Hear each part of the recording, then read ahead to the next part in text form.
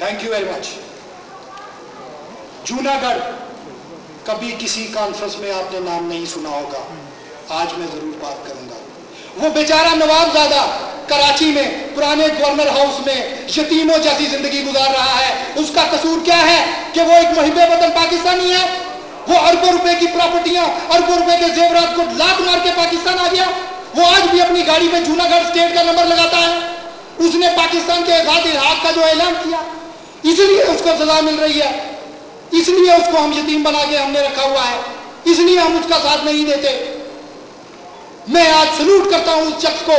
मेरी जब उस शख्स से मुलाकात हुई तो मैंने जब उससे सवाल किया कि जनाब नवाब साहब, मैं तो बड़ा गरीब आदमी हूं, मुझे सिर्फ एक जवाब चाहिए कि पाकिस्तान ने आपको कुछ दिया, तो उस शख्स की आंखों में आंसू थे, होंठों पे मुस्कुराहट। आंसू इसलिए थे कि कुछ नहीं दिया, और मुस्कुराहट इसलिए थी कि जिस चीज के लिए कुर्बानी दी कम से कम वो तो है। तो आज नवाब ऑफ जूनागढ़ के लिए तालियां।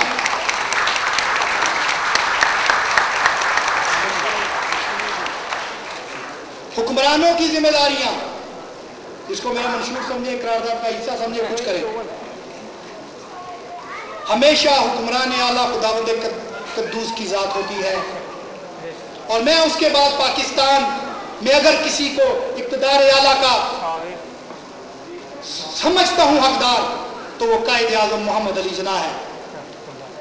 उसके बाद सब उनके नायबीन हैं। मुझे बताइए कि उनके नायबीन में कोई एक चीज उन जैसी है? क्या वो एक दिन कायद आज़म बन के रह सकते हैं?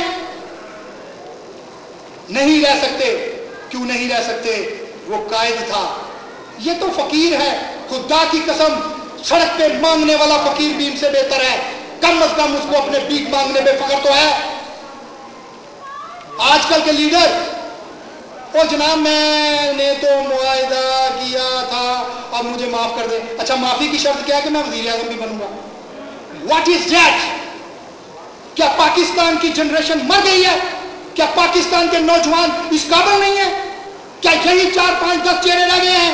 पहले बाप बनते थे एमएनए, अब उनके बेटे एमएनए हैं, अब फिर उनकी बीवियां एमपीए बनी, अब वो अपने बेटे और बेटियों के लिए टिकट के दरख्वास्तें दे रहे हैं। क्या मतलब? क्या 10 खानदानों में पाकिस्तान का हुकूमत करेगा? 10 खानदान पाकिस्तान पे हुकूमत करेंगे? नहीं, ये 10 खानदान उठा के पाकिस्तान से बाहर फेंक दिए जाएंगे। पाकिस्तान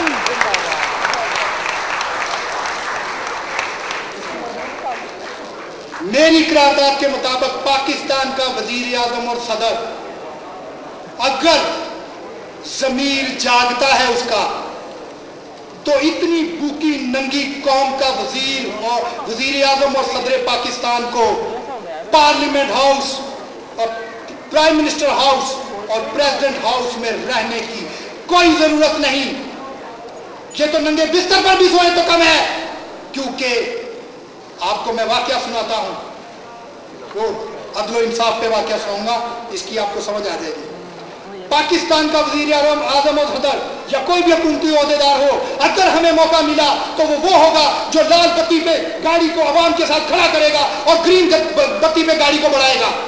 हमारा लीडर, हमारा रहबर जो आगे बढ़ेगा, हुकूमत को संभालेगा या हुकूमत में शामिल होगा, वो अपना बैग खुद उठा के एयरपोर्ट पे चेक इन करेगा, वो खुद अपना बोर्डिंग पास क्लियर कराएगा, इकोनॉमी क्लास में बैठ के सफर करेगा।